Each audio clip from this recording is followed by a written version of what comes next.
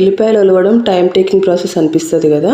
Easy పద్ధతిలో ఎల్లిపాయలు ఎలా ఒలుచుకోవాలో నేను ఈ వీడియోలో చూపిస్తాను. మీకు బాగా ఉపయోగపడుతుందని అనుకుంటున్నాను. అయితే ఏంటంటే అల్లం ఎల్లిగడ్డకు కానీ కాకపోతే కొంచెం పప్పులు వేసుకోవడానికి కానీ ఒలవాలంటే బద్ధకం వేసి ఆ రోజు వేయడమే మానేస్తాము. అట్లా కాకుండా ఎల్లిపాయను తీసుకొని ఇట్లా కట్ చేయండి. బొడ్డు దగ్గర తీసేసి పడేయండి. అంటే బొడ్డు వరకు కట్ చేసిన తర్వాత చిన్న చిన్న పీసెస్ ఇట్లా కట్ చేసుకొని మిగతా బొడ్డు అనేది పడేసేయండి.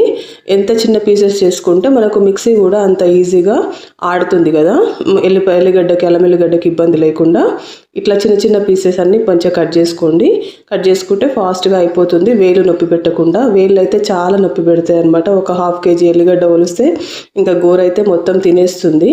అట్లా చేసుకున్న తర్వాత ఇట్లా మొత్తం ఒక చాటులో వేసేసుకొని పొట్టంతా ఊడిపోయే వరకు ఇట్లా చెరుక్కోండి. ఒకవేళ పొట్టు ఊడిపోలేదు అని అనుకుంటే కాసేపు ఎండకు పెట్టుకోండి.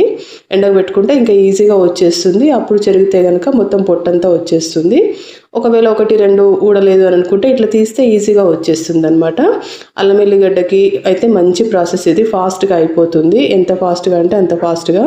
ఈ వీడియో కనుక మీకు నచ్చితే లైక్ చేసి షేర్ చేయండి. Thank you.